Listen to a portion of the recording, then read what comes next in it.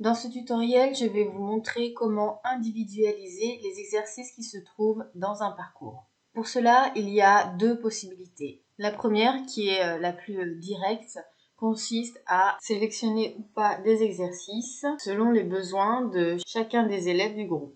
La deuxième méthode est la construction d'un parcours qui va proposer des exercices à l'élève en fonction des résultats qu'il aura obtenus aux exercices précédents. Donc, dans cette deuxième méthode, c'est le résultat de l'élève qui va déterminer l'exercice qu'il va réaliser successivement. On appelle cela un parcours de maîtrise. Commençons par la première méthode, la plus directe. À partir de votre tableau de bord, vous accédez au parcours que vous voulez différencier.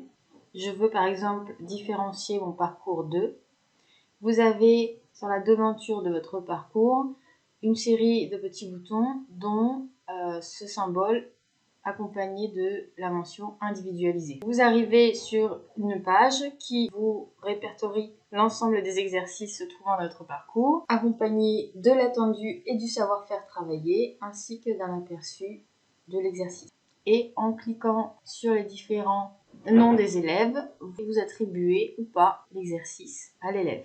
Deuxième méthode, pour différencier les exercices se trouvant dans un parcours, à partir du résultat que l'élève aura obtenu, vous accédez aux exercices du parcours, par exemple dans ma classe de 6e, mon parcours qui contient ces 3 exercices.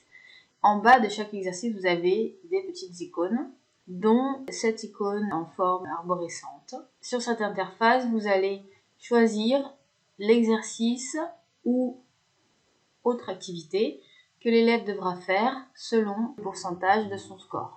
Donc dans un intervalle de score, par exemple entre 85 exclus et 100%, vous allez pouvoir choisir une vidéo.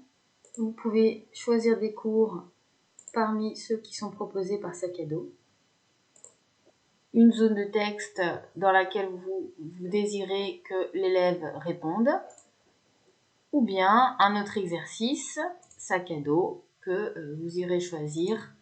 Le système de choix des exercices est exactement le même que quand vous créez votre propre parcours. Vous pouvez également associer tout type de fichiers, tels qu'une image, un fichier PDF, etc.